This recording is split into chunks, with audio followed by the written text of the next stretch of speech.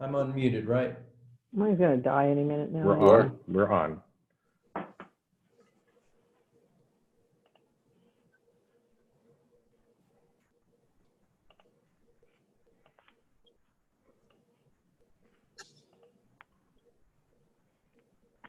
Good evening, everyone. We appreciate you coming and attending our Real Talk about Millennial Homeownership.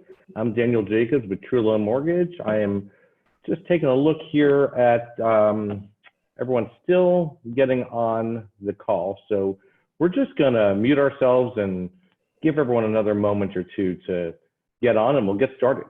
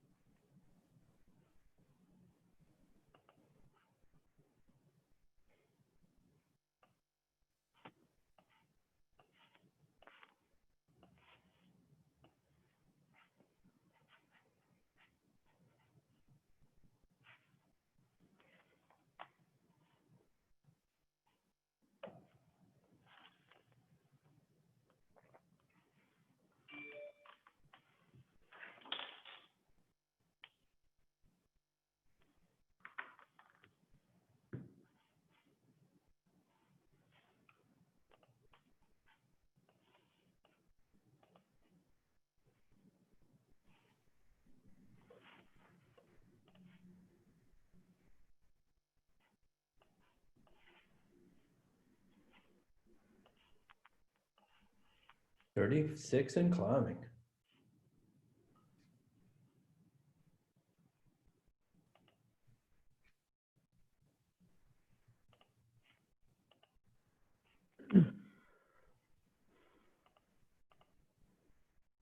All right, so let's get started. Everyone should see my screen that says Real Talk about Millennial Homeownership. Matt or Brenda, could you just confirm that that's the screen that's up there right now?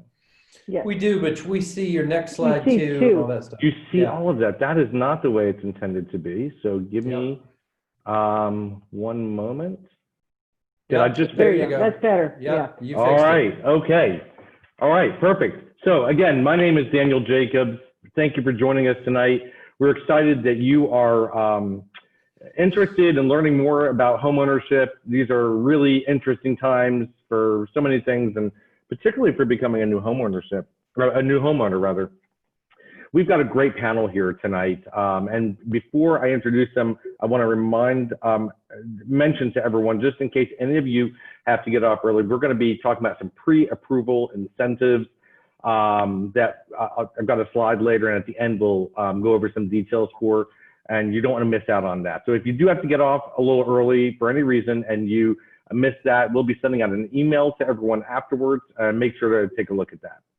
So I want to introduce our expert panel to begin with. So first of all, we have with us the Dealing and Laws team from Savvy and Co Real Estate. They're just a fantastic company, and Dealing Laws are terrific. I've known Lana and Patrick for, oh my goodness, it must be 13 or so years, 14 years. I've used them personally as my realtors and just think the world of them. And I know after this evening, you're going to understand why. So we've got Patrick, Dealey, Lana Laws. I'm your moderator. I'll be hosting and making sure that all your questions are answered this evening. I'm the managing director here at TruLoan Mortgage. And then I've got my two business partners and colleagues, Brenda Jarvis and Matt Wise. So we're very excited to have this panel. Before we get started, though, I want to make sure everyone's used to a couple of features on this Zoom session, because I know a lot of us have gotten really used to using Zoom during COVID, right? So most of us have been using the Zoom meetings. The functions work just slightly differently for the Zoom webinar. And so when we use the webinar, you're going to see a couple of functions. I want you to look down there and see. You're going to have a chat feature. You can type in questions, you can type in answers, you can type in whatever you want there. Also, there's a Q&A. If you have questions along the way, we suggest going into the Q&A and typing questions in. That makes it easy for us to then make sure we go through them and answer them individually. You can also use the chat feature, whichever one's more comfortable. We're going to take a little practice right now using the chat feature by learning how to get comfortable with that so that as we go along, you ask questions. This is a very interactive session. We've got an expert panel here to answer your questions, but we need your questions in order to make sure they all get answered. We're going to make sure that even if you don't ask certain questions, that we cover a lot of important things, but please, let's keep this interactive. Ordinarily, we do these at breweries and in person. Since COVID, we've been doing these events more virtually. So normally we'd have a beer in our hands, a couple of appetizers. So if you want to go grab something to relax and enjoy yourself, please do so. Let's keep it fun. Let's keep it interactive. Before we move on to the next segment, I also would be remiss not to thank our two other sponsors, and that is Arch Mortgage Insurance. And we'll talk with Gina Baxley from Arch in a little while, and then also the Costner Law Firm. Both really terrific partners that really support first-time homeowners and have made this event possible. So Josh Lepak is on the call from Costner Law and Gina from Arch. I will be unmuting them in a moment. Actually, Brenda, if you can go in and do that, I'm not sure. If not, I'll do it in a minute. Oh, there, I'm going to do it right now. So we're going to want to hear from them in a little while and thank them for sponsoring this event. At the end of the event, you will get an email. Ordinarily, in person, at a brewery, we hand out these really great booklets on the topics we're talking about, have lots of great articles about homeownership, whether you have student loans, how to shop for us, just all kinds of great information. And then the smart guide to home buying. We will be presenting these to you electronically. So you'll get an email, you go in and you download this in PDF format.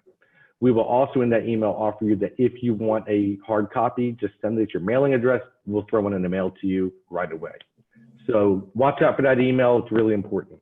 Also in that email, you will have the details on the pre-approval incentives. Anyone who has attended this event and gets a pre-approval from TruLoan Mortgage, whether it's a month from now, 2 months from now, you're going to get a $50 gift card to Legion Brewing. We want to support our local businesses where we would ordinarily be hosting these events. And thank you for spending your evening with us. And then the second thing is anyone who schedules a pre-approval appointment by Monday, and that date is incorrect. I am sorry. That should be Monday, the 6th of July. We'll get a free appraisal credit worth $500. That doesn't mean you've got to be pre-approved by Monday. It means you just go in and click your schedule. You might do it next week. You might do it 2 months from now. You just go in and schedule it. And then whenever you buy, even if it's later on, we want to extend that special offer to you. You'll get information in the email. All right. Find that chat button now, okay? Find the chat button, and I want you to answer this question. You can just put A, B, C, D. We're going to try and do a little myth busting. The average down payment among first-time home buyers is what percentage of the home purchase price?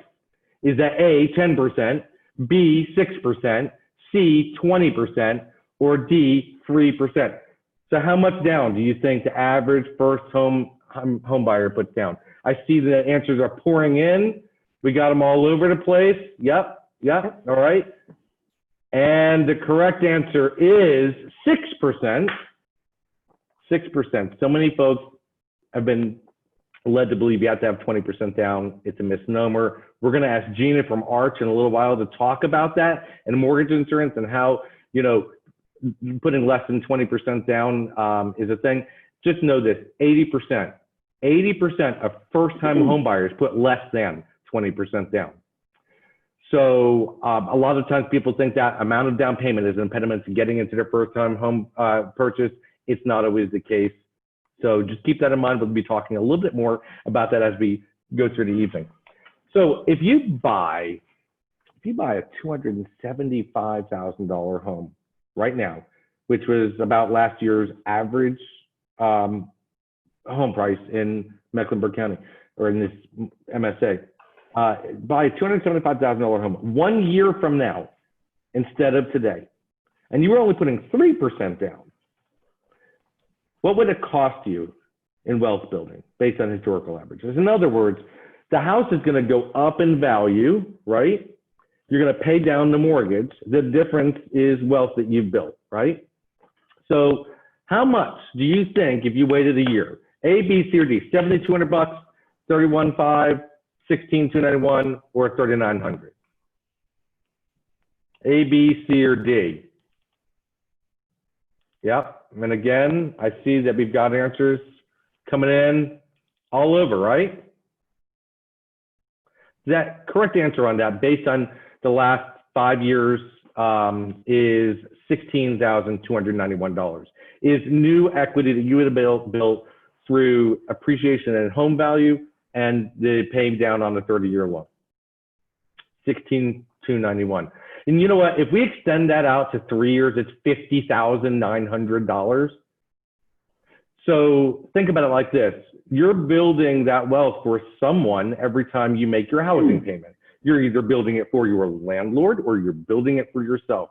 And this is the reason why homeowners, over time, in America, over time, homeowners build 44 times the net worth of renters. It's just, you know, real estate just helps you achieve that. And it can happen pretty quickly. All right, the typical cost.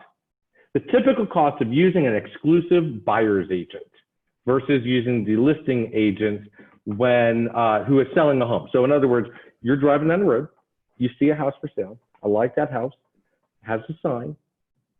If you call that agent, that's a listing agent, right? And you can use that person. Or you can have your own agent that you go look at that house with. How much does it cost if you want to use your own agent versus the listing agent? 3%, A, B, 1.5%, C, 0, or D, 6%.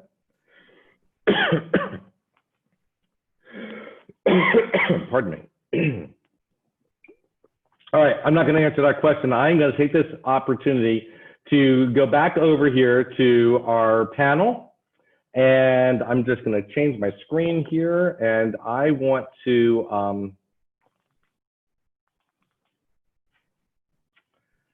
let's see.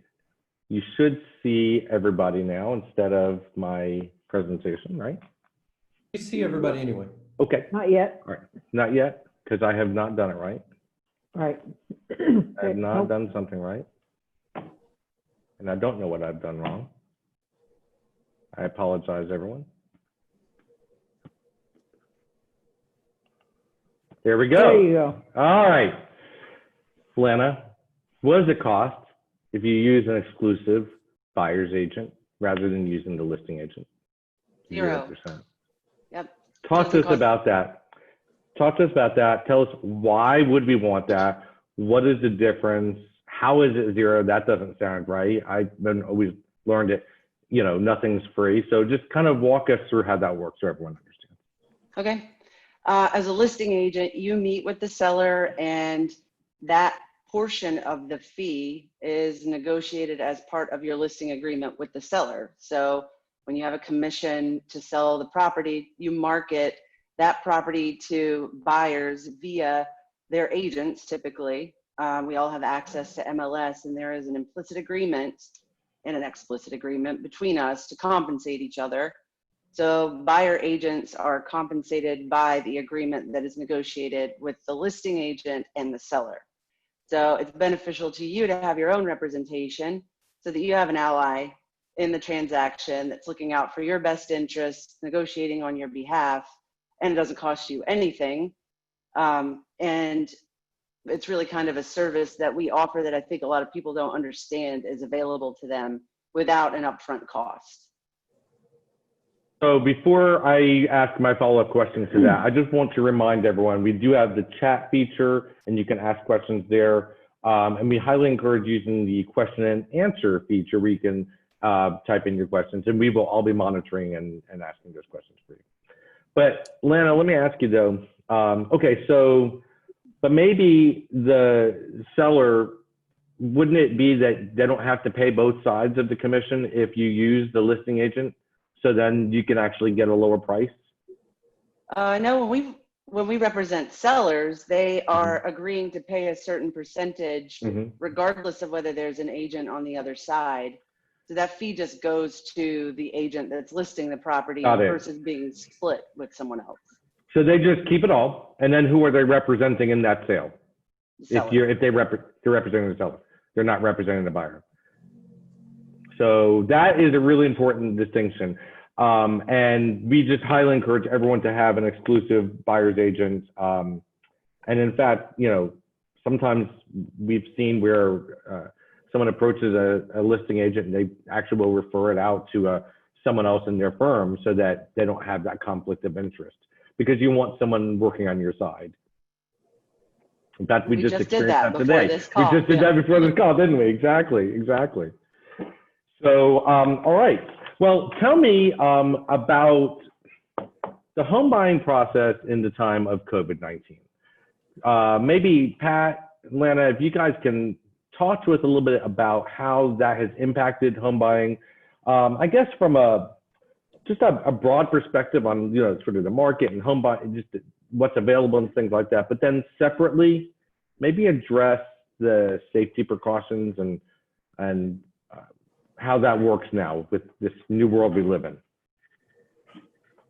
Okay, so I'll start. Pre-COVID, it was probably busier for us, more people actively running around. And post-COVID, what we've found is that albeit we're doing as much, if not more business, it's just different. The business is different. There are fewer people out, what we call respectfully tire kicking, nosy neighbors, I'm just curious what it looks like. Obviously, that goes away a little bit during a pandemic. So the transaction pace is, I think, equivalent, if not slightly heightened, by the fact that people are spending more time in their homes evaluating what a home is. The number of calls we've gotten is actually quite funny. Get me out of here. We hear a lot. So it's just, you know, it's a different environment, but it's slightly less challenging, I guess, from I'd say a buyer's perspective, where normally when you list a property, you may have 25, 35, 45 showings in a 2-week period. The number has decreased, but the qualifications have probably increased, if that makes sense. Yeah, and I'll speak to the safety part of it. Briefly, there was a period where we couldn't show properties that were occupied or staged, and that was lifted pretty quickly after the initial panic. So now, even if a property is staged or occupied, there are ways to show it in person and virtually, which, I mean, we've utilized FaceTime and Zoom probably more frequently than we would have in the past. But even in person, you wear a mask. There's a limit to the number of people that can be in a home. There are no overlapping showings like there used to be, where someone's waiting at the door or jamming themselves into a property while you're also in there showing the property. I'd say in a lot of cases, it's been a benefit to us. It has been probably something that should have been implemented long ago. But to the extent that there is management of safety, there are requirements about hand sanitizers, gloves, masks are all components of our kit that we tote around in our cars these days, in addition to the things we already carry. Great. But I'll agree with Pat that to the extent that it's impacted the pace of sales, I would say one thing he didn't mention, I think it has pushed back peak season. So where we would normally see a huge pop of activity around February to June, which was the case, but it's been spread out a little bit because people are, you know, they're waiting for things to go on the market so they have a place to move into before they list their place. So if you've been keeping an eye on things and you're discouraged by the lack of inventory, just sit tight. There is stuff coming and it comes on the market. It's a bit difficult. I mean, you got to make sure you have someone keeping an eye out for you. You get a pre-approval so that when something comes on the market that fits your needs, you're ready to go and equipped to compete with other offers, because that's still happening, if not more so now that there is a limit to the number of houses that are available. But it has sort of pushed the peak season back. So where we would normally see a bit of a slowdown around July and August where people are going to the beach, I think we're going to see kind of a more steady pace of inventory and activity in the market, pushing peak season kind of across a 6-month period versus a 2. Yeah, no, that's really interesting. You just said something, and it really tied into something that offer I talked about earlier about getting pre-approved. So I actually, and you just talked about how important it is to be pre-approved, because when there's not much inventory, I think there's like less than 2 months inventory. I think 6 months is normal, so very little inventory. So I'd like to ask Matt, will you help our attendees understand what does the pre-approval mean? What's the process? When do you do it? Well, let's first define what a pre-approval is. That means you're visiting with a lender and you have applied with them and they've reviewed from an underwriting standpoint the documents that really verify your ability to be a fully approved buyer should you go under contract on a property. Now let's differentiate that between a pre-qualification. So a pre-qualification means a lender has taken your application, they pulled your credit, they're trusting what you put on that application, and based on what you put on the application, you qualify for X. A pre-approval, and what we like to focus on, and the reason why is for all the reasons that were just described earlier. Charlotte is a tough market. It's a very competitive market. And when you're getting a loan, you're actually out there competing with cash buyers who are, going to the sellers and proposing that they're going to buy that house with cash. And when you have a loan, you're inherently sort of at a disadvantage. So you want to have the best loan that you possibly can. And the pre-approval process is what puts you in that position. So by pre-approval, what it means is, as a lender, we're going to meet with you, talk about what's going on in your life, make sure that, we get all the information from you in terms of your reviewing your credit reports, reviewing your credit scores, reviewing your income, talking about what's going on with your job situation, talking about your plan for down payment. And we are going to sit down and go over with you sort of the loan that fits your situation best. And that loan program is dependent on your situation. It's different for everybody. So some people might be optimizing for one thing in the purchase of a home, and some people might be optimizing for another. So that's the discovery, that we want to go through with you and meeting with you. We, as Daniel said, we do these events a lot. We work with a lot of first-time home buyers.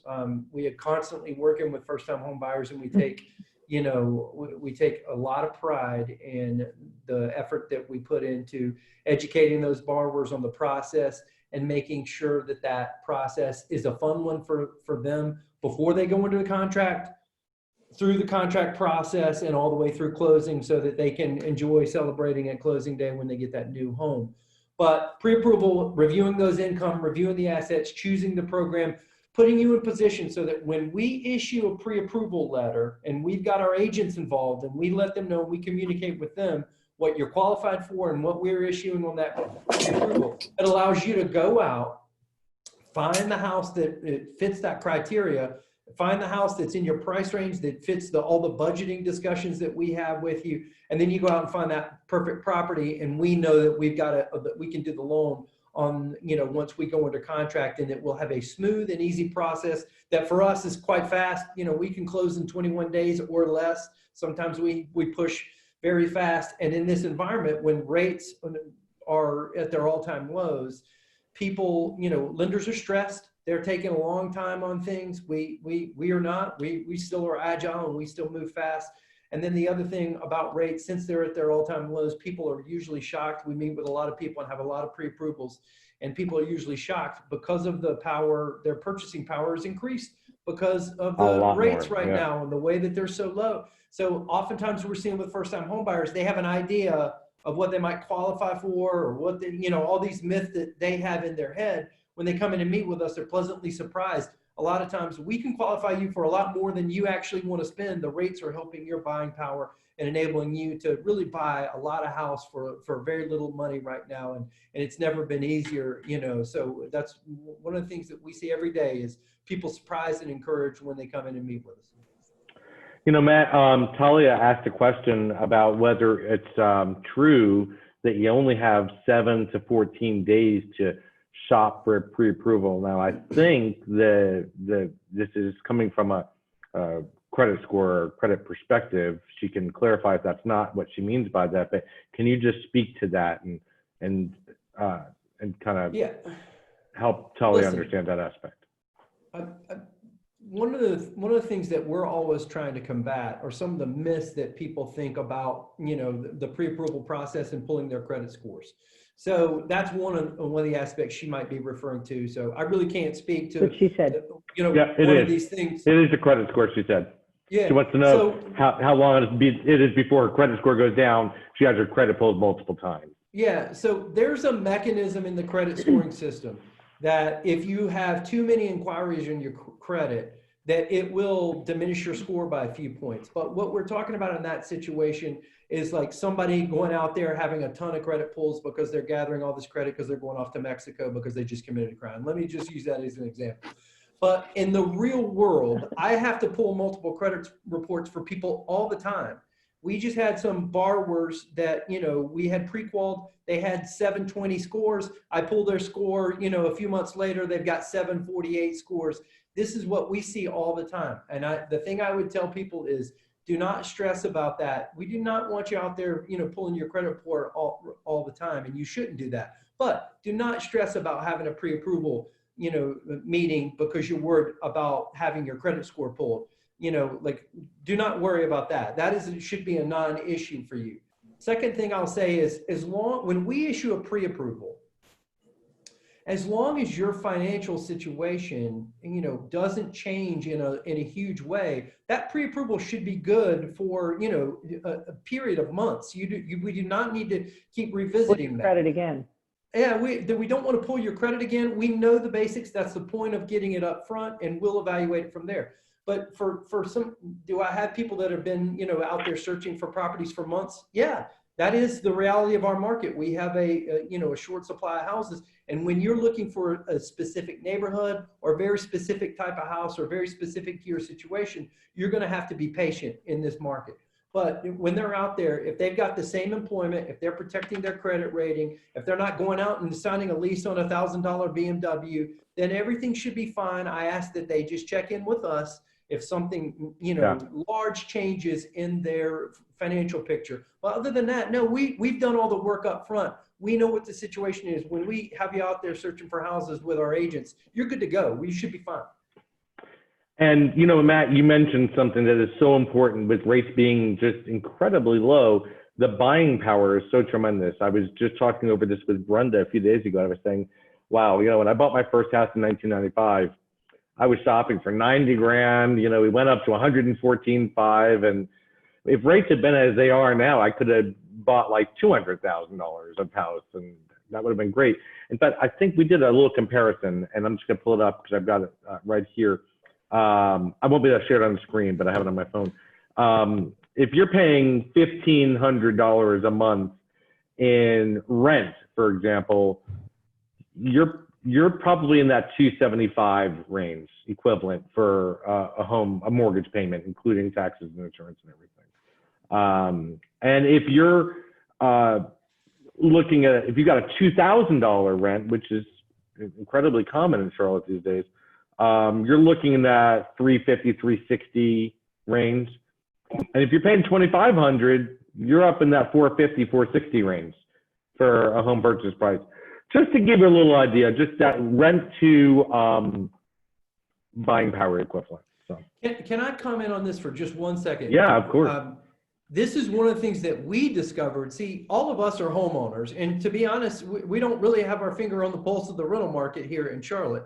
When we started doing these events, we were shocked at what people were paying for rent because I'll give you a great example. We had an event, at a brewery, and a young couple came up to me and they were telling me about the $3,000 a month they're paying for their apartment in Charlotte. Yeah.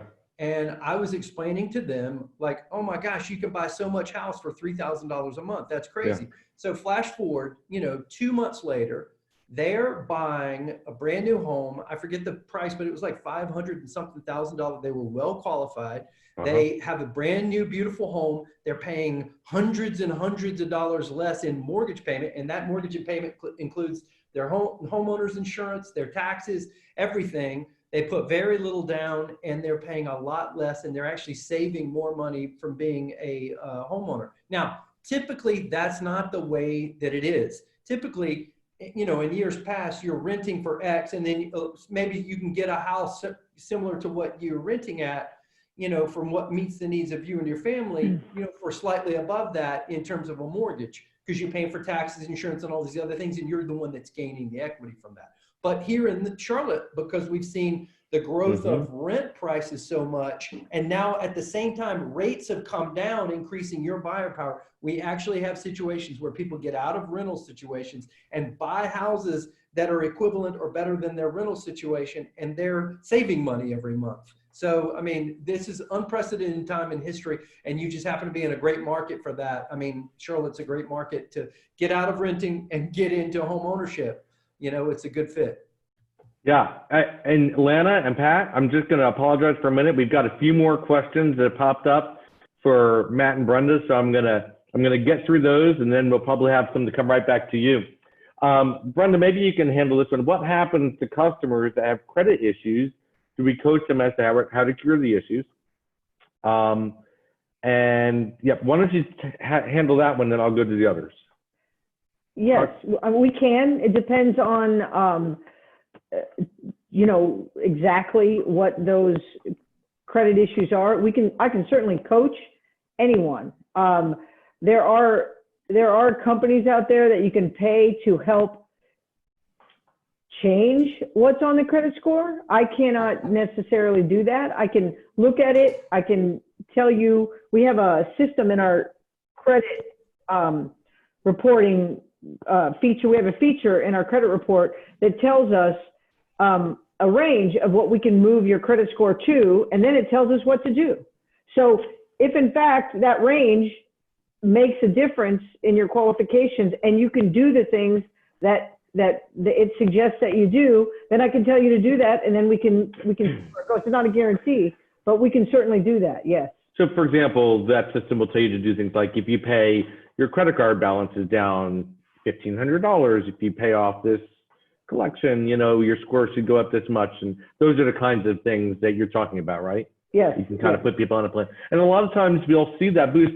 Matt, I know you had a client a few months ago where you put him on that same path from this, and within a couple of months, I think his score went up like 80 points, and he was able to go get exactly what he wanted. Absolutely. Am I remembering that accurately? Okay, yeah. Yeah, it happens all the time. And I will say, a lot of times people have it in their head that they've had credit issues in the past, and they maybe have it in their head that they don't qualify, and you really need to talk to us. You need to talk to a professional, and you need to revisit this issue, because you do not know really what your situation is until you sit down and have an honest discussion about it, because we have a lot of people that just assume they don't qualify because they had this or that or the other thing happen, without realizing there are programs that are designed for this very thing, and we need to, you know, get into the details of your specific situation and find out, you know, what the path is to approval and how quickly we can get there, and, you know, and it's really specific to your situation. I want to get to the other questions, but before we do, I want to go back to Brenda on this a little bit, because Brenda, will you just talk a little bit about credit scores and how they actually differ? We all get these consumer credit scores from our credit card companies or from our bank or our credit union that tell you what your score is. And talk to us about how they actually vary by type. And actually, you had a relative today that you have a really great example of what the differences can be. Will you just talk about that? Sure. So every industry, the credit card industry, the mortgage industry, and the car industry, those are the biggest industries that use credit to determine whether somebody qualifies for what they're trying to sell. They all have different things that are important to them. So they basically ask the credit agencies to produce an algorithm that points out things that are important to them. So in other words, the mortgage industry folks, we would like to, of course, if we see negative mortgage history, that would raise to the top as one of the most important things to us. Other things may be less important, like late on credit cards or things like that. Of course, if it's a car industry, they're going to look for repossessions or a negative car event to them. So yes, I was working with someone, and he's trying to buy a car, and we worked on getting his credit score up, and he's like, look, I've got a 703 credit score. I said, well, I think it should be good. Go ahead and call him, and I think he'll probably be fine. Well, when they pulled his credit, he had a 650 something because he did have a car event in his past. So when I look at his credit, it looked different than when a car company looks at it, when a credit company looks at it. So the point of all of this is your credit may differ when we pull it than what you see on those credit reporting bureaus. That's kind of the bottom line. And I think the big lesson there is that if you think you know what your credit score is, and you think you know what that means for impacting what you qualify for with a mortgage, stop. Check with us, because it needs to be very specific. And it goes back to what Matt was saying about getting that pre-approval, which really goes back to what Lana was saying earlier, that you need to have a pre-approval to ensure that you're going to have a winning bid. I want to go back to Lana on the process in a minute, but before we do, I'm just going to rapid fire knock out a couple of these questions, okay? One more comment on what we were just talking about, Danny. If you're paying attention to Credit Karma, CreditWise, any of those services, and think that that is accurate, don't even waste your thought on it at all. Mine was 45 points off this year. Just ignore that email. It's not close to being accurate. I pull every single application that I take. I ask them in advance, what do you think your credit score is? Where are you getting this information from? I haven't seen anybody be close in months, and if they have been, it's just pure luck. So I would just say, honestly, don't even pay any attention to those services that are telling you like, hey, your credit score is down 6 points this month. No, just don't even worry about that. It's not even close in most cases. And it really has to do with the fact that they're doing it for consumer credit, and it has a different model for the score than mortgage, right? So, so it's not that they're wrong, it's just not applicable necessarily to this loan. So is there a benefit to using a mortgage lender over a credit union? Matt or Brenda, which one of you guys want to tackle that? Listen, I love a credit union. I'm a credit union member too. I think we all are. Credit unions do the things that they do really well. And a mortgage lender, a small mortgage lender, a boutique mortgage lender like us does the things that we do well. Let me give you an example of where you're going to struggle at the credit union right now. So my credit union, a loan has to be in underwriting for 12 days, business days at a minimum right now because of the business that they're doing. Now, look, Lana and Patrick can talk to you about that. That is a deal killer right there in the Charlotte market, because that means that we're talking about 45, we could be talking about 45 days of a cycle for that loan 60 to be days approved sometimes. and closed. So listen, good luck finding anything. Look, we love our credit unions. They're good at the things that they do. When you need super great service, great rates and terms, and this sort of boutique, service where we're working with your agent, everything's going smooth and we can move fast. I mean, you cannot match what we can do and compare that to a credit union. I mean, just the honest truth. In a market like Charlotte, when you go to some of our agents with a pre-approval from a credit union, they're going to instantly refer you to me because they want you to get the house. So when they see our pre-approval here at a local, boutique mortgage lender, they're going to, of course, the honest truth is they're going to view that as a better offer than someone coming from the credit union. Let me touch on it for a second. Please. So one thing to understand is that your buyer agent is going to reach out to your lender. You want that to happen. You want them to be friends. And most importantly, you want them to be comfortable, because Lana and I would say, represent more sellers than buyers right now. It's the right place to be for us because there's an all-time low in the seller's market, right? So it's a commodity exchange rate. It's fine. Sorry for the diatribe. But the important thing to know is that when your buyer agent is communicating with the seller's agent, they need to pose confidence. And the only way to pose confidence is to have a competent broker behind the deal. So if the lender is, as they're saying, credit unions are great, but you want a baller when you want a ball. I like that. That's right. That's right. Okay, so Daniel, I yeah. know, and right when we started, there was a question and we haven't gotten it, and I don't want it to get lost. Yeah, And it was about mortgage insurance in the very beginning. Somebody asked, why, why would you want to pay for mortgage insurance if you had 20% down? And I think Gina can answer that question, who actually represents a mortgage insurance company, because there's lots of reasons why you would want to. And yeah, I've got a I really had story made a about note that. of that. We had a lot of others that we were at before this. So Gina, are you unmuted? Are you able to speak? Can you hear me? We Yep. can. Yes. Gina, Okay. will you talk to everyone about why mortgage insurance? Why should they like it or hate it, or tell us? Well, don't hate it. You do hear Exactly, but negative- you gotta tell us. I mean, you hear so much negative in the public, but it's really not. And right now, not only are interest rates cheaper, but mortgage insurance is probably at its all-time low. So it's funny, and I'm going to use this example. I was in a lender's office, it was a while back, and he said, the loan officer said, "Hey, Gina, I've got this young lady I'm working with," and she comes in, and the first thing she said was, "Hey, my dad said, whatever you do, do not put me in a loan that has PMI on it." And I said, "Okay, so what are you looking at?" She said, "An FHA." He said, "An FHA loan." I said, "Let's just do a comparison." So when we did the comparison, she had great credit. It was, I want to say it was probably, that particular loan was about $60 less per month on the mortgage insurance versus the FHA. And I told the loan officer, I said, give this comparison to your borrower and let her take that to her dad and just see what's better for her.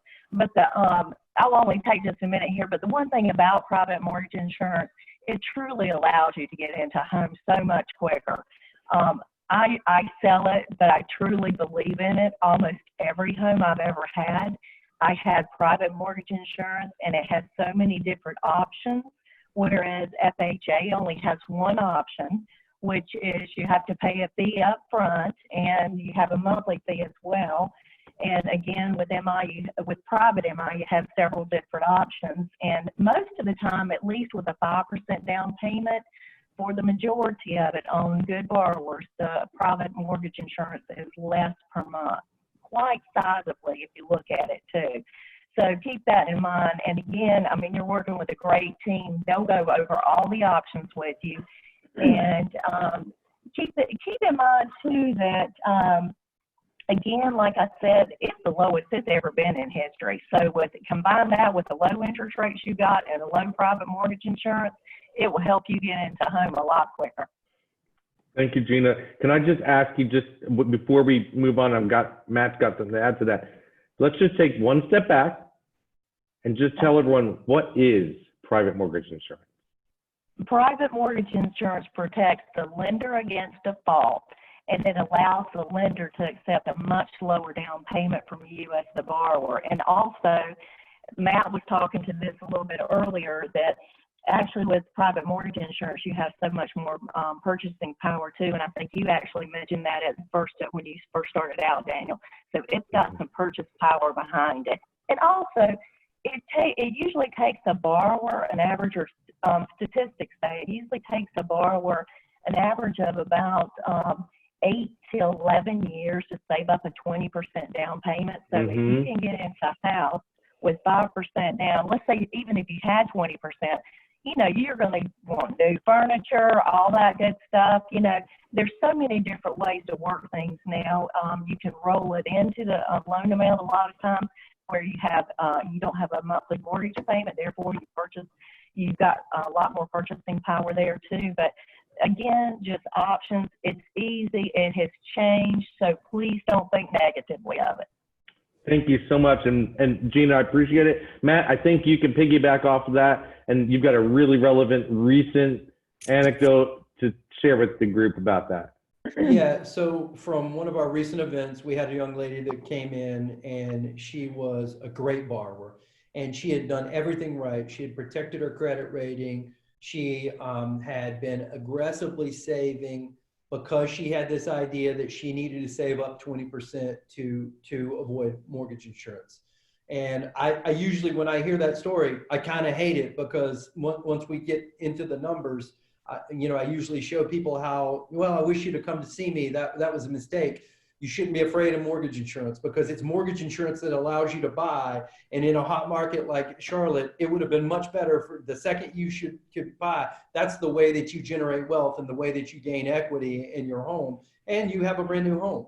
But this young lady, she had saved up $35,000 to use as a down payment on a home. And we ran the numbers on her and got the mortgage insurance quotes from Gina's company, actually Arch. And when I compared the 5%, she had options at 3% down, 5%, and all the way up to 20%. When I compared them, she had to face the reality and she looked at me and she said, so wait a minute, Matt, what you're saying is if I take 20,000 more out of my account and put it down in the down payment, it will save me $38 a month in that? And I said, yes. That's it. So do you see why my point is you should hold on to your money and pay that mortgage insurance because in a great scheme of things, it's irrelevant and it's better to have $20,000 in the bank. So that's just yet another example. I constantly preach to people, don't be afraid of mortgage insurance. I know that, all the different groups have tried to market to people over the years, like, oh, we'll structure your loan so you don't have to pay that horrible mortgage insurance. Mortgage insurance, as Gina said, has never been cheaper. Do not worry about it. Come see us and we'll go through your situation and we'll show you the numbers. Great. Thanks so much, Matt. I know that we have a lot of other mortgage questions here, and I want to get back to them, but I want to hear Lana and Pat's voice for a minute, if you don't mind. So I would like, because we talked a little bit, gone into the weeds with mortgages, and I want to kind of take a step back. We talked about, Lana said earlier, you got to get pre-approved. In Charlotte, there's a hot market. Matt talked about pre-approvals. We talked a lot about mortgages. I promise we'll get to your questions. But Lana, I've got a client that's pre-approved. They come to us first, they've met you or whatever, either way, they've gotten pre-approved. What happens next? Walk us through the home buying process. Whether they're ready to buy now or they're thinking they're going to buy in 6 months, when should they be in touch with you and what happens? The sooner the better for being in touch with me. I just got, before this event, a text from somebody I've been in conversations with for years. She's been hoping to sell a condo that she and her husband own on the side as an investment that wasn't a great investment. And her tenants finally decided to buy, and they've had their eye on a neighborhood and a place popped up that they're interested in. And before I could even pull it up, they discovered that it's already gone under contract in 2 days. Yep. So even though it sometimes feels premature to reach out to a lender and a real estate broker about looking into the purchase process, it's never too early to at least start educating yourself about what's out there. I know the hesitation is you don't want to be harassed by people every day. If you're doing your job right and this team is busy enough that they don't need to hound you, the whole idea is to set you up on a search, let you keep an eye on what's going on in the market, investigate what your purchase power is, especially since that has been such a drastic difference these days. Mm-hmm. It gives you information that you didn't otherwise have access to so that you don't sign another lease extension and waste your opportunity to buy something when rates are so low. And on the same line as the low of the mortgage insurance, we just listed a property and had 5 offers and our clients accepted the offer from somebody who is capable of buying the house with cash, but still got a loan with only 5% down or less. And they're paying PMI because the rate is so low that their monthly payment is low enough that it justifies keeping that cash on hand. Sure. So, but you don't So- learn that till you investigate your purchase options up Yeah. front. Very So now, Wait, you're going to Can get that. Yes, Pat, go ahead. one other thing I want to interject. The reason to engage with a broker, a realtor, a broker, a real estate broker now is they're going to set you up on we'll chat about what your goals are, and assuming you're not unicorn hunting, we'll set up a search, right? And then why do I need a search? I can just use Zillow. This is really important. Zillow is a great search tool. It gives you all kinds of advantages that Realtor.com doesn't. It is way more user friendly. But what it doesn't have as an advantage is time. Zillow doesn't pay realtors for their listings, so they have to sponge it, and that can take up to 7 to 10 days to populate on Zillow. So we get clients that reach out to us all the time that we've been talking to for 6 months or a year. They're not checking the search we set up for them. They're checking Zillow. Oh, I found this property, my dream house, and it's showing on Zillow as available for sale. Yeah, it went under contract 6 days ago. Why don't I know that? Because you're using Zillow. I'm not trying to poo-poo on Zillow. I'm just saying you need real-time data. And that's really important in this market, because this market is so competitive. The instance that Lana's talking about where we got multiple offers, in 6 hours day one. Wow. Yeah, and that's really important. So now I just want to complete this picture for everybody. They get a pre-approval, so now they know what price range they Right, can you're going to go afford. back to the process. Now they're going to meet with you. You're going to set them up like you and Pat were talking about. Get them on a drip, whether they're looking now or later, so they can pull the trigger. They're ready to pull the trigger in real time. If they see something, they go out and see it. They see something. They get up before work. They check that thing that came over, the drip campaign. They see a house went up in their ideal neighborhood. Lana, I think I like this house. Tell me what happens next. Well, first they text, they don't call anymore. Okay, you're just showing my age, okay? Just showing my age. And I do text too. I know you do. But they text, let's go see this. I check my schedule. I check the window of opportunity for that property. They've got a function on MLS now where things can be shown as coming soon. So we can also set up a showing for when it's supposed to go live. So you have an advantage that way as well. So we schedule the showing, we go look at the property. We utilize, if they decide they've fallen in love with it, we utilize your pre-approval to negotiate terms.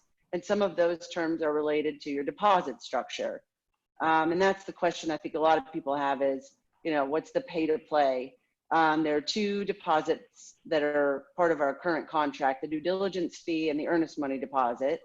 The due diligence fee is basically what justifies to the seller taking that property effectively off the market. That's immediately non-refundable, applied towards the purchase price, but it's your only liability other than money you might spend on appraisal or inspections after that point until that due diligence period expires. But you've got some time when you contract on a property to do proper investigation about whether you want to proceed with the purchase of it. And then after 3 weeks or however long you've negotiated on the timeline for your due diligence period, you've done your inspections, appraisal, survey, any of that kind of thing, looking into the homeowners association budget and how their finances are. And then that time frame expires. Before that expires, your broker is going to make sure you've got all those details buttoned up and you're making an educated decision about whether to proceed and let your earnest money deposit go up for grabs. And that's when that becomes non-refundable. And then part of what's the beauty of having a good team is the conversation that happens behind the scenes between all of us that hopefully keeps you out of the fray of having to navigate all of that daily. And so we're on the back end having conversations about, okay, should we go ahead and pull the trigger on the appraisal? Are we good on inspections before they waste money on an appraisal? And we haven't had that conversation done. So, that's the kind of process, depends on the property. But that's the gist of it. You find a property, we use your pre-approval to negotiate a good contract, an agreement with the seller. And then we go through that process of investigating whether this is definitely the property you want to move forward with. Mm-hmm. And I'll All let right. you pick up on the Sure. finance side. Yeah, so then we're going to continue with the approval. We're going to make sure we'll have you pre-approved, and then we're going to get the appraisal, and it goes through underwriting. Matt, you want to pick that up? Yeah, sure. So honestly, with the way that we do our approvals, we are one step ahead of the game. We've got a lot done already in the loan process. So that typically when Lana sends me the contract and says, hey, we're under contract, our closing date is this date, I'm off and running. We're getting disclosures out. We're ordering that appraisal. We've got all the documents. We might need some updates to some of the documents that we have in the files. We're getting updated pay stubs. We're getting updated assets that are going in for the down payment. We have a symphony that goes on behind the scenes that your team is working on.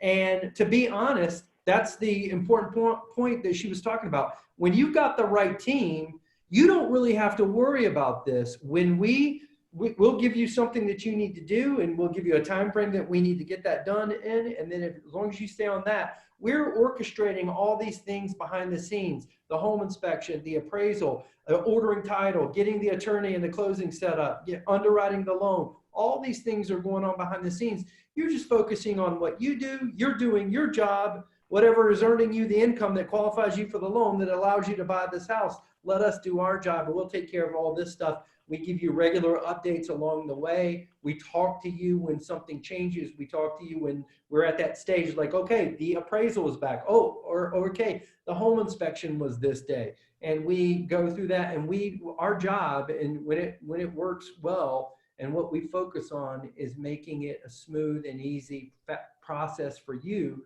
so that we can kind of have fun with it, and everything gets done behind the scenes, and we get to celebrate closing day when you buy that brand new house. And listen, I can speak for everybody in this group. Your house is the biggest toy, and it's the most fun, and it never gets old, and it's super fun. And we want you to have that same experience that we've had. And it's where your family is and where your life is, lived. And so we want you to enjoy that process of getting that house. We want you to enjoy that process too. I just want to make one quick comment, because we tend to, when we've all been in business for a long time, use words that we understand, but I don't know that everybody completely understands them. So there are two things that sound a lot the same. There's an inspection and an appraisal. And a home inspection is something that you do with an individual who looks at all the nooks and crannies of the house and decides whether this is a good investment between you and them, and then your agent. You all look at that and make that decision. An appraisal is done to determine the value as how that house that you're going to buy compares to all the ones near it. And we as a lender use that value to determine what we're going to lend on. So if somebody goes and does that and brings that value to us, that's the piece that we're going to actually pay for. But I wanted you to understand what it was we were paying for. Yeah, and that brings up a neat trick in my mind just to touch on. Okay, so we've talked about 95% financing. We've talked about PMI. We've talked about low interest rates. The beauty of having a small, professional, refined, local team is that one of your lending folks can go tap on the shoulder of the underwriter and say, hey, we got a problem here. It's not black and white. It's gray. I need your help in solving this problem. So that's number one. So it's not a national. It's not someone you're calling in Boise, Idaho. It's someone you're calling here locally. Number two, appraisal. So oftentimes in this market, we get multiple offers, and multiple offers drive up the price. So the lender is going to require an appraisal to protect the borrower and to protect the lender, because if the house is worth $400,000 but you're under contract for $425,000, they're only going to lend on $400,000. Now, the important thing about this discussion is 95% financing. Sure, you have 50 grand in the bank. You're not going to use it because you can get cheap money. Everyone's throwing around that term right now. So you can get cheap money, but here's where the rubber meets the road. In a multiple offer situation, appraisal is an opinion of value. It's one person's opinion. It's the appraiser's opinion. But the appraiser calls the shots. So you have that 50 grand backup. And if you need to tap some of that in order to get control of the house and then refi later, you can. And that's the difference of how you win. You win through education. You win through a strong team that knows what they're doing. Very true. Yeah, that's a great point. Good point. That's a great point. Okay, so all that's done. You're clear to close on the loan. The inspections look good. Nothing's broken too much in the house. Everything's good. And then what happens? They do a walkthrough and they go to the closing, right? It's pretty simple, right? Yeah, it's pretty straightforward. Yeah. I mean, I'd be lying to say that it's that straightforward. But the cool thing is, for you, the buyer, it's that straightforward. For us, For the buyer, it is. Exactly. Exactly. It's a symphony of things that we live for. But like, I don't know if you can tell, but we're all enjoying this conversation because we all enjoy what we do. So the point is, we got you. And yeah, we go appraisal, inspection, negotiations, solve problems, and then we skate off. Well, nowadays, we skate off to pulling up to the attorney's office, and they walk out docs with a mask and gloves, and they hand it to you, and you sign it in the car, and we all wave at each other, and we, cheers, like kudos, cheers, because we can't touch each other, but it happens. It's easy. You're happy. And then we send you a bottle of wine and we pop it later when we're allowed. That's right. That's right. Hey, Matt. So one of the questions on here was, for those of us who are leasing currently after you purchase, when is that first mortgage payment due? And they said, we're currently leasing and we want to try to align our purchase to the end of our lease without too much overlap. So first of all, answer that question, but then I would like for the group to just have a little bit of discussion on if you find the right house and your lease is not yet up, what do you do?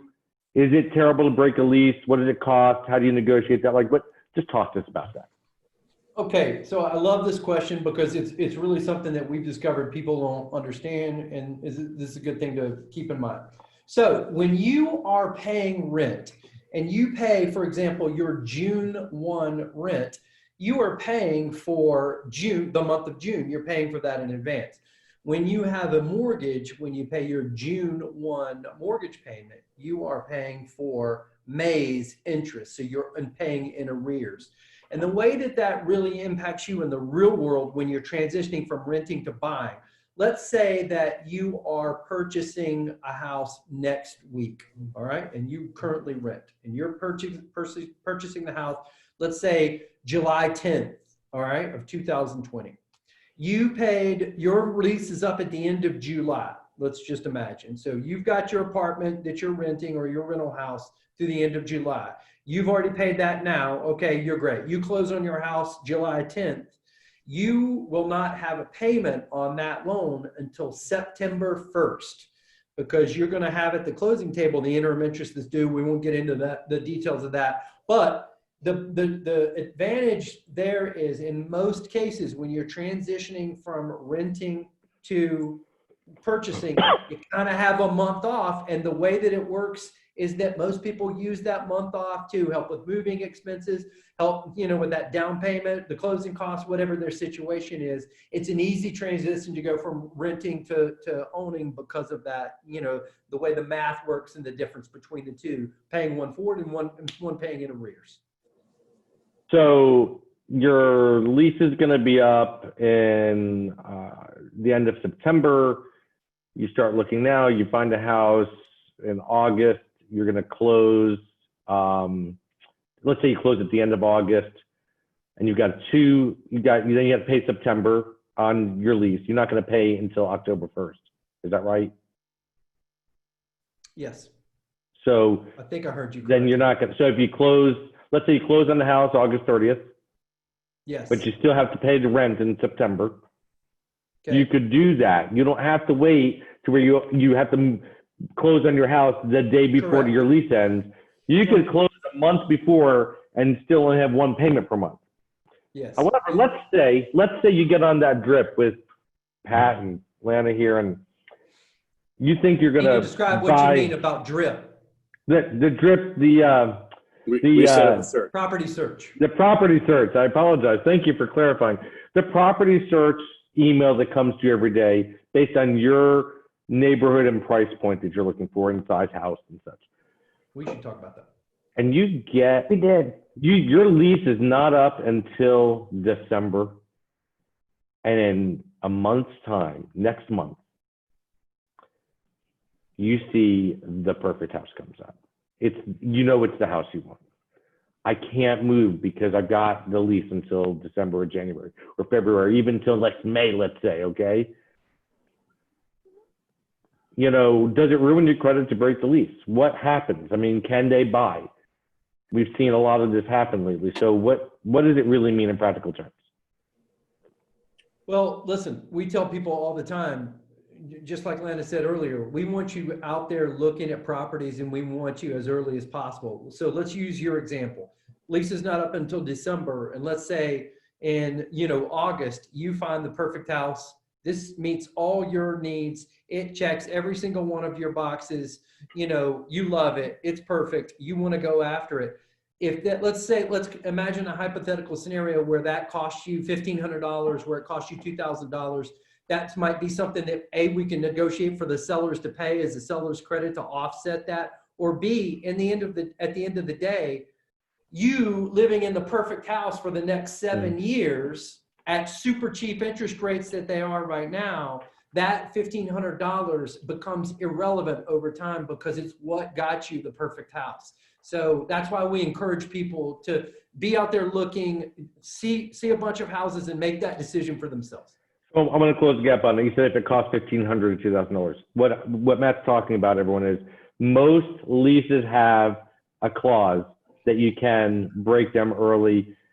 It's fairly typical that it costs 2 months. So again, you're gonna have the 1 month that you move into the house that you can pay. Then you got 1 more month if you do that you got to come up with that cost. And oftentimes we can negotiate enough seller paid closing costs to get into your new house to offset that 1 month of overlap to where you don't have to be totally afraid of that. Not every lease says that. There's no law that says it's 2 months. Every lease is different. It's what we see most commonly. So the point of that is get pre-approved. At the same time, know when your lease ends and take a look at it and see what the clause says, because you don't have to wait. Sometimes it is the best thing to wait. Sometimes you don't need to. And it takes a lot of the pressure of timing off. So interjection, one, yes. Whether you're dealing with just an average landlord or you're an apartment complex or anything else, ask. Yeah. You don't want to read your lease. I understand, sometimes they're cumbersome. You lost it. You can't remember. Just ask. Ask the question. If I need to terminate my lease in 30 days, what's it going to cost me? That's step number one. Step number two is the idea that you are going to, you're, all right, so in some of these examples, your lease is running through the end of August, and you're trying to time it so that you close on your property July 31st, and the timing is a really an ebb and flow, delicate dance and balance. Trying to time it down to the nth degree is dangerous, and more often than not, it doesn't work, and it ends up costing more. And let's remember also at the beginning of this whole thing, we talked about, well, if I buy a year from now versus now, how much did it cost me in my own net worth, my value? 16 grand, right. Is 16 grand worth $1,500? Do the math. That's right. That's right. The important thing is getting the house. That's right. Yeah, because it's long-term. Yep. And we can walk through that between Lana and Pat and Brenda and Matt. We can just sit down and make a plan. And it's important to understand you don't have to figure this out on your own. And the cost of going through that pre-approval process is your time. It costs no money. We are happy to invest that time. We would much rather do that early in the process to get you on the right track and have a plan than to catch you when you're afraid there's another offer coming in on a house in an hour and I need to make sure I can afford that. Oh, you know what I'm saying? It's like that's not where you don't want that stress. So speaking of stress, one of the questions we had, and Matt, you tagged as one you wanted to answer, was what happens if your assets are not there? You don't have enough money today when you're getting pre-approved, and you want to buy in like 3 months, and you're going to get, say, some commission checks or a bonus check, you know, or 6 months, whatever it may be. Is it worth getting pre-approved now? How do you use that assets? Do you do it based on a plan for the assets, or do you have to wait until they're accumulated first? Answer that question for us. Yeah, so listen, there's two, you know, we look at a bunch of different criteria, you know, when it comes to a full pre-approval. One of the things that we're looking at is, of course, that down payment plan and the assets you have set aside for that future transaction. But really, that's part of it. The other big part of it is calculating what you qualify for based on your current debt load, the proposed debt load that you'll have after buying a house relative to your income. And that's really the important and technical thing that we have to discover along the way in the loan approval process. So oftentimes I sit down with somebody, and the thing that's going to change in the coming months might be how much they save. The thing that's going to change in the coming months might be something that they're going to receive from a family member as a gift, or maybe as a bonus from work. Those things are going to change that asset situation pretty quickly. But what's not going to change usually is the amount of income that they have, that they, you know, we have a history of, that they're getting paid right now. So the most important thing, and from our perspective, is to nail down that income calculation, the budgeting, all the numbers as it pertains to the monthly budget and the DTI. When we come up with the plan, we're telling you, okay, well, here's what you want to qualify. Here's what the house is in the market. You need to be here. We come up with the down payment plan. We don't, you know, we'll sit down with you, and you'll have the idea of how much you need to save for not only the down payment, but also any closing costs that you might have. Sometimes we get the sellers to pay for those closing costs, all or part of them. You need to have a budget for that. That's all in this larger budgeting discussion that we have. And then we set you out to, all right, well, now that you know the plan, when we've done the pre-approval, you know the plan, here's the amount you need to save for. We're very specific about it. And we keep sort of revisiting that as we talk to you over the, you know, course of months, while you might be saving up that money, or something's changing in your life, like a bonus or a commission that you're going to receive. So don't, at the risk of sounding like a broken record. Yeah. And Lana, don't call me on a record reference like I'm old, okay? 8-track. Yeah, 8-track. The key lesson comes back to everyone's situation is unique. Everyone's plan is unique. Plan early. That helps you have the right focus, and the right when the right moment happens for you to buy, you're ready. And look, all of you are taking the right first step. You're on this call. You're on this event, at this event right now. Clearly, you're a planner. And so we just want to continue that plan and partner with you throughout, so that it doesn't get nerve-wracking when it's too late, or it's really under pressure because you're afraid to lose that house that you just saw come up. So Brenda, we've had a couple of questions that I'd like you to address. And one of them is, you know, what about if I've got student loan debt? You know, one question was, I've got a lot with grad school too, because I went to law school. Are there programs to help me out? Are there certain specific mortgage programs to help different people, first-time home buyers and those with student debt? And so why don't you address that? Okay, so student debt is looked at differently depending on the type of loan that is offered. There are basically 3 types of government loans: a VA loan, if you're a veteran, awesome loan; a USDA loan, which is kind of a rural area, and then an FHA loan. They look at student loan debt even differently between the 3 of them. Then you have conventional loans, which are Fannie Mae or Freddie Mac. They look at student loans differently. So I can't, I don't, not without going into detail, the answer is we'd have to see it, which always seems to be the running theme here. But So student There's so many loans, variables. but student loans, if you have an income-based payment, which so many people do, you know, you come out of school, you don't have your dream job yet, so they base your payment based on the income that you're making. Most government loans don't allow that. They look at the fully amortized or 1% of your total amount, and that's your payment. Freddie and Fannie, they look at it, they will take an income-based payment, or they'll take 1% or 0.5%. It's all different, I guess is the point. And we would love to look at every single person's situation and determine. There's even some weird, quirky ones for people who have a lot of student debt. From grad school specifically, right? Yeah, because student loans are typically amortized over a 15-year period. But if you have more than $100,000 worth of student loan debt, we can go back to the student loan folks, have it amortized over 30 years. That makes the payment go way down and use that payment. So there's all these quirky little things we can do, and we'd be happy to take a look at. Every loan is like a snowflake. It really is. I mean, you're all different. And so if you've got student loans and you've heard it's really difficult to qualify for a mortgage with student loans, the answer is sometimes that's true. But you know what? There's so many options. A lot of times there's a really good path. And I would tell you that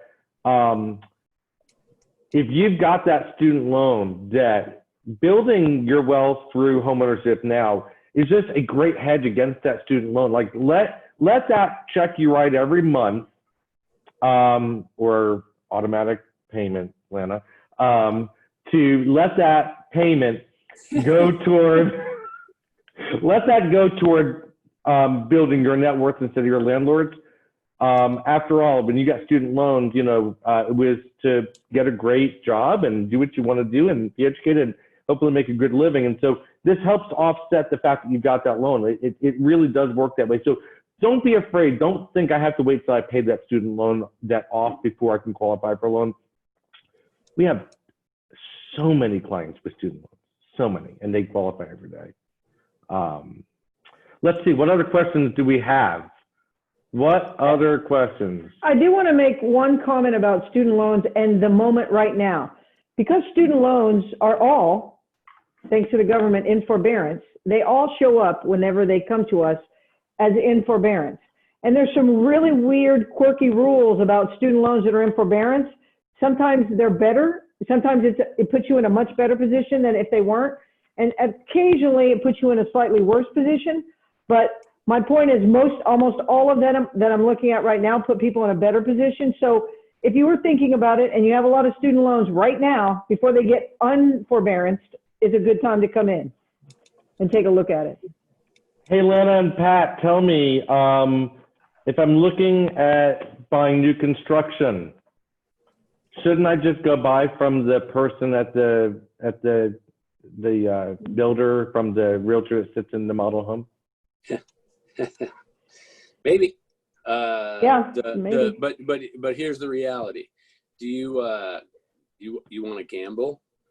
Because go to Vegas if you want to gamble, right? But remember that a buyer's agent their job is to represent the buyer.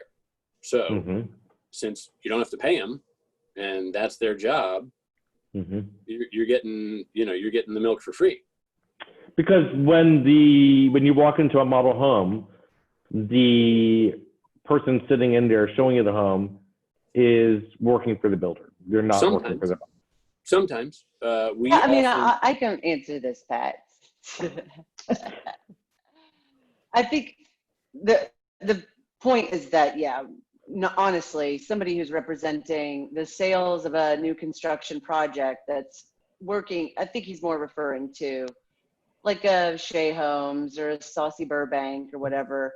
Their only perspective is from inside their arena. And so they also, every year their contracts get longer. They're 60-page contracts sometimes, and navigating what your liabilities are related to that, what timelines you could be compelled to accept. All those things are things we know to look for. And most buyers aren't going to sit at home and read 40 pages of the bylaws for the project, as well as a 60-page contract, and be able to make sense of it. and be able to look for the things that are triggers for us that we know have become issues in the past or we've dealt with as far as our experience goes. And also, they're not going to negotiate on your behalf. And a lot of times the perspective is that because it's new construction, there's not a lot of room for negotiating, but there are things you can do to work around that tendency, particularly when it comes to navigating a lease end, if they've got inventory on the ground that they want to get off the market so that they can move forward. You know, just timing is everything, and we can help you navigate that.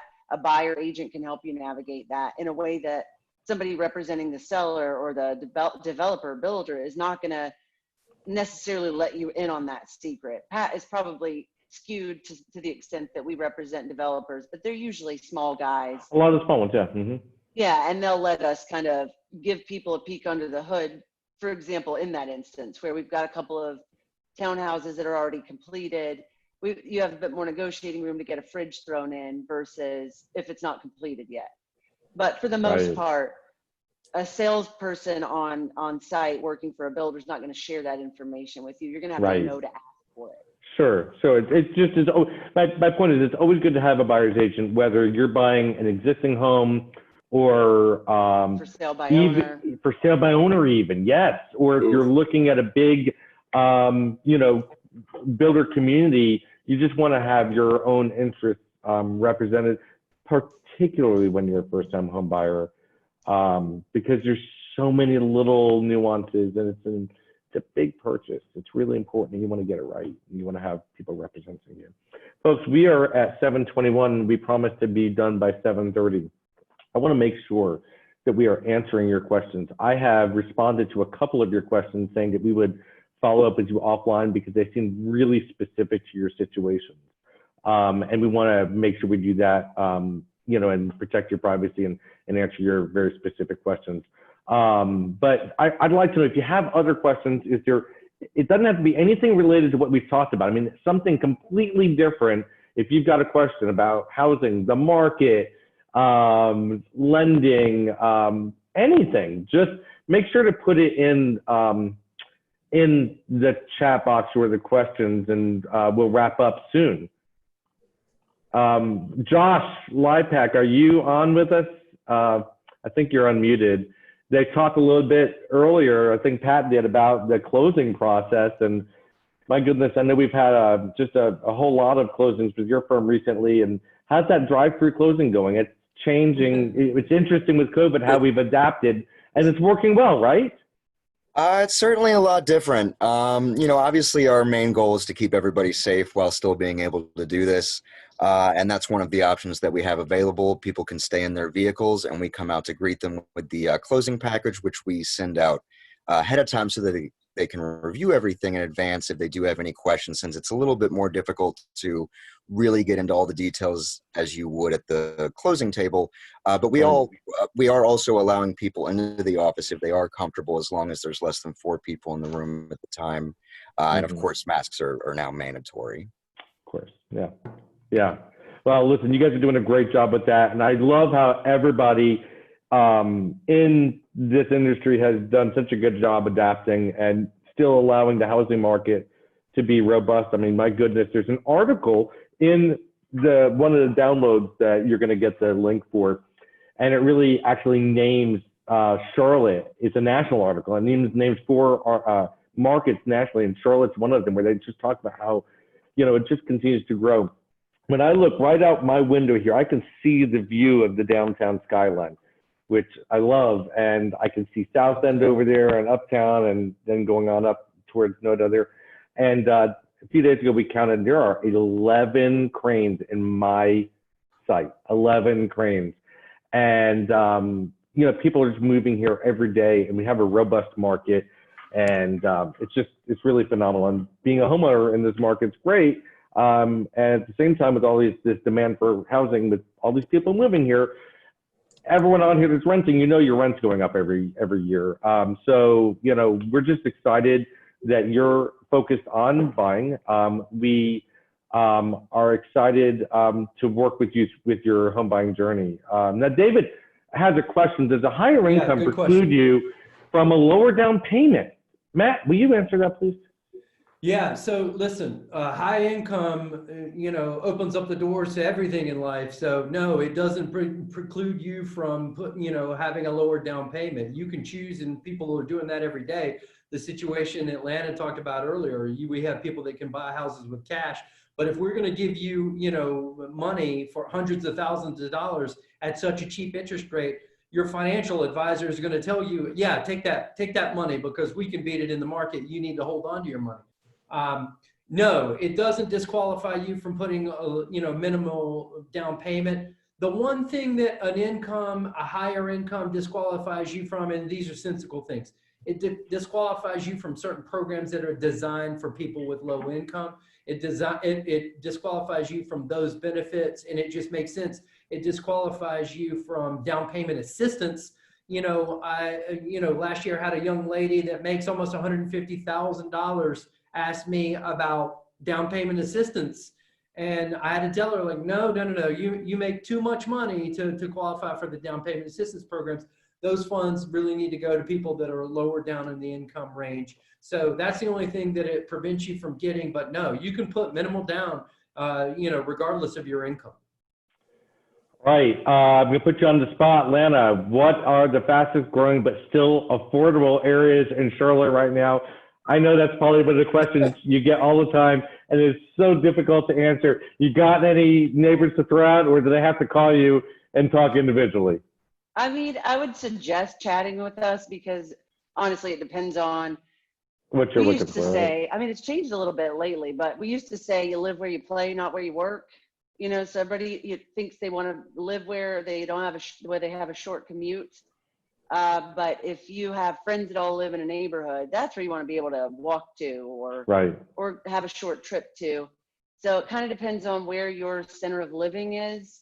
I would say I like to tout the middle burbs these days, the brick ranches that were built in the 60s and 70s, which is kind of like the second ring around the city outside of the 02, 05, even 05.